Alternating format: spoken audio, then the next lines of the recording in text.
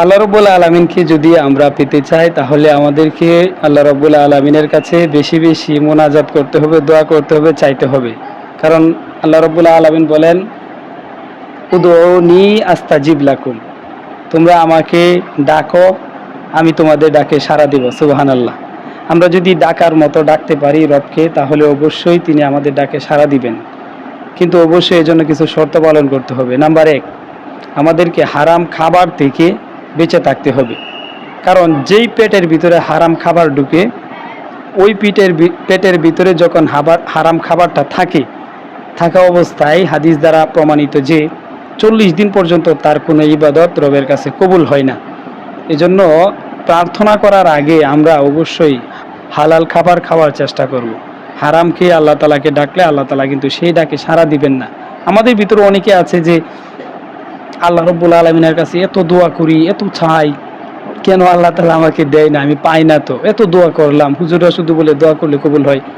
আরে বাবা, দোয়া করলে দোয়া কবুল হবে, কিন্তু যে শর্ত আছে সেগুলো তো আমাদেরকে ফুলফিল করতে হবে, তাই না? আমরা যদি দোয়া করার আগে আল্লাহ রাব্বুল আলামিন যে শর্তগুলো দিয়েছেন দোয়া কবুলের জন্য, সেগুলো যদি আমরা ফুলফিল না করি তাহলে আল্লাহ তাআলা আমাদের দোয়াকে কিভাবে কবুল করবেন? নবী সাল্লাল্লাহু আলাইহি সাল্লাম বলেন, একটা লোক কাবা শরীফের অনেক দূর থেকে এসে কাবার পাশে, কাবার গিলাফ ধরে এরকমভাবে হাতগুলো উঁচু দিকে করে হাউমাউ করে কান্না করতেছে, আল্লাহ তালাকে বলতেছে, আল্লাহ আমাকে এটা দাও, ওটা দাও, মাফ করে দিও ইত্যাদি। রাসূল সাল্লাল্লাহু আলাইহি সাল্লাম বলেন, আল্লাহ তাআলা কিভাবে ওই লোকটাকে মাফ করবেন?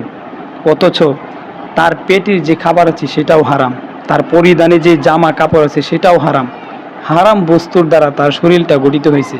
কিভাবে আল্লাহ তাআলা তাকে মাফ করবেন, ক্ষমা করবেন? এজন্য আমাদেরকে প্রথমে হালাল খাবার ভক্ষণ করতে হবে, তাহলে আল্লাহ রাব্বুল আলামিন আমাদের ডাকে অবশ্যই সাড়া দিবেন। আর নবী করিম সাল্লাল্লাহু আলাইহি সাল্লাম থেকে বর্ণিত আছে যে সেজদার সময় সেজদা করে, নফল নামাজে যদি আমরা সেজদা করে আল্লাহ তাআলাকে ডাকি, আল্লাহ তাআলার কাছে মন থেকে কোনো জিনিস চাই, তাহলে আল্লাহ রাব্বুল আলামিন সেই জিনিসটা আমাদেরকে অবশ্যই দিবেন। নফল নামাজে, ফরজের যেই বিধিবিধান আছে সেগুলো পালন করব, তাসবিহ তাহলিল।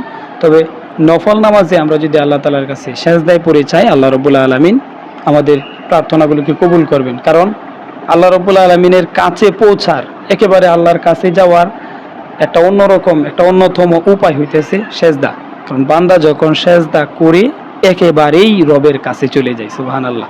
এই জন্য সেজদায় যে আল্লাহ রাব্বুল আলামিনের কাছে আমরা চাইব। বৃষ্টির সময় যখন বৃষ্টি পড়ে, ওই সময় বৃষ্টিতে একটু শরীরটা ভিজে, হাত ভিজে রবের কাছে দোয়া পড়ব।